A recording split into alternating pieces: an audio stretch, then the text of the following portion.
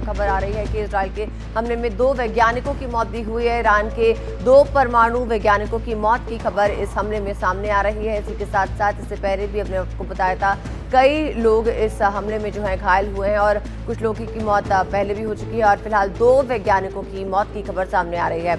उमा, बताइए आप क्या कह रहे थे?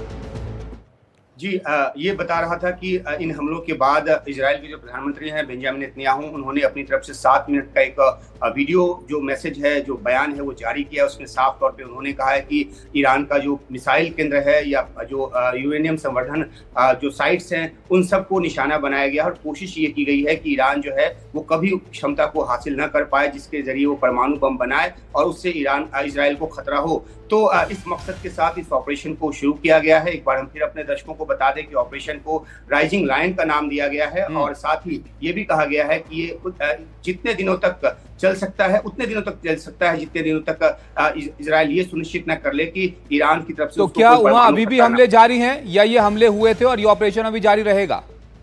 जी देखिए, पहले दौर का एक हमला हुआ, उसके बाद ये भी जानकारी आई कि जो दूसरा फेज है हमले का वो भी शुरू किया गया। पहले फेज के हमले में जो राजनीतिक लीडरशिप है उसको भी निशाना बनाया गया, जो सैन्य जो प्रमुख हैं और वरिष्ठ जो अधिकारी हैं उनको निशाना बनाया गया। हालांकि इजराइल की तरफ से साफ किया गया कि जो नागरिक हैं उनको निशाना नहीं बनाया गया, लेकिन जैसा कि हम दृश्यों में देख पा रहे हैं कि उसकी जद में जो इमारतें जो इलाके आए हैं वहां पर काफी बड़ी तादाद में नागरिकों के भी उसके जद में आने की आशंका जो है जताई जा रही है। तो ये हमला एक प्रीएम्प्टिव एक स्ट्राइक के तौर पे इजराइल की तरफ से कहा गया है। उमा, ये बताइए ये हमला मिसाइल से किया गया है या ये ड्रोन हमला है? क्योंकि दूरी जो आपने बताई इजराइल और ईरान में है वो काफी ज्यादा है, तो किस तरह से किया गया ये हमला?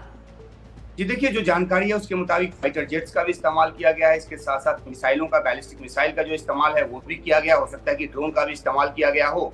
तो हर तरीके के हथियार जो है इसमें इस्तेमाल किए गए हैं और मकसद यही रहा है कि ईरान की जो न्यूक्लियर कैपेबिलिटी है उसको ध्वस्त किया जाए और किसी भी तरह से रिटेलिएशन की जो संभावना है उसको खत्म किया जाए और जो एयर डिफेंस सिस्टम है ईरान का उसको खत्म किया जाए। तो इन मकसदों के साथ इन हमलों को अंजाम दिया गया। लेकिन इसका कोई जवाब वहां पर दिया गया ईरान की तरफ से, उमा? क्योंकि लगता है कि उनका एयर डिफेंस यहाँ पर उनको खबर भी नहीं लगी इस हमले की, जैसे ये जानकारियां यहाँ पर आ रही हैं और इसके बाद एक चेतावनी के तौर पर इजराइल ने यहाँ पर इसको दिखाया है। जी बिल्कुल, देखिए, ईरान की तरफ से चेतावनी और धमकियां तो बार बार लगातार दी जाती रही हैं, लेकिन ये ईरान किस तरह से इसका बदला लेगा वो देखा जाना अभी बाकी है। शुरुआती ये जानकारी आई कि जो ईरान के जो फाइटर जेट्स हैं वो भी उड़ान भर रहे हैं और वो इजराइल को निशाना बनाने की कोशिश में हैं। लेकिन जैसा कि लगातार हम अपने दर्शकों को बता रहे हैं कि इजराइल का जो एयर डिफेंस सिस्टम है वो 3 लेयर का है।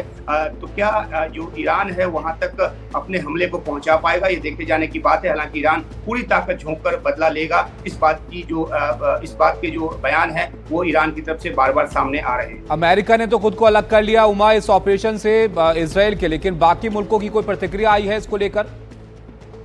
जी देखिए, अभी क्योंकि ये शुरुआती समय है और जाहिर सी बात है कि हर एक देश की अपनी पोजीशनिंग है। खासतौर पर अगर मिडिल ईस्ट की बात करें तो वहाँ पे सऊदी अरब जैसा देश जो है वो भी जो है वो ईरान के साथ जो है उसके संबंध अच्छे नहीं रहे हैं। तो अब जबकि ईरान पर इतना बड़ा हमला हुआ है, देखना है कि किस तरह से जो मिडिल ईस्ट के जो देश हैं, हालांकि कोई भी वहां पे युद्ध नहीं चाहता, इस तरह का युद्ध नहीं चाहता जो परमाणु युद्ध में तब्दील हो।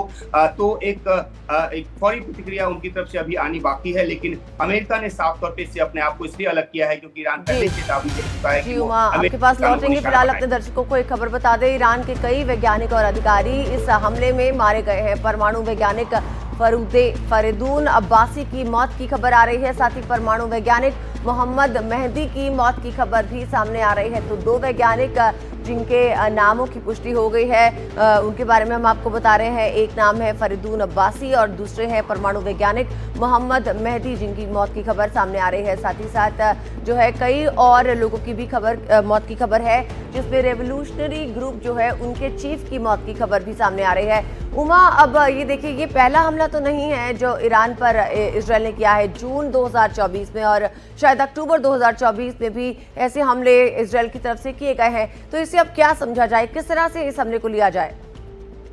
जी देखिए, जब से हमास का हमला हुआ 7 अक्टूबर का इजराइल पर, उसके बाद से इजराइल जो है वो कई फ्रंट पे युद्ध जो है वो लड़ रहा है। और आपने सही कहा कि पहले भी इजराइल पर ईरान ने और ईरान पर इजराइल ने हमले किए, लेकिन वो हमले जो है एक तरह से सांकेतिक हमले माने गए। हालांकि उसमें भी ईरान को नुकसान हुआ, इस बात की जो एक का जो दावा है वो इजराइल की तरफ से किया गया। लेकिन अब का जो हमला है वो काफी मायनों में अलग है, क्योंकि इसमें सीधे तौर पर ऐलान के जरिए बताया जा रहा है कि ईरान के परमाणु साइट्स को जो है वो निशाना बनाया गया है। और जाहिर सी बात है कि ईरान का जो परमाणु कार्यक्रम है, हालांकि 2004 में उसने इस बात से अपने आप को अलग कर लिया था कि वो कोई परमाणु बम बनाने जा रहा है, लेकिन जो अब खुफिया जानकारी आई उसके मुताबिक ये कि उसने 60% तक संवर्धन कर लिया। 90% संवर्धन चाहिए होता है परमाणु बम बनाने के लिए। और आज जो नेतन्याहू ने बयान जारी किया उसमें साफ तौर पर कहा है कि ईरान के पास 9 परमाणु बम बनाने की जो क्षमता है उस मुताबिक जो यूरेनियम है वो उपलब्ध है और वो कभी भी परमाणु बम बना सकता है। तो क्योंकि उसकी उस क्षमता को नष्ट करने की कोशिश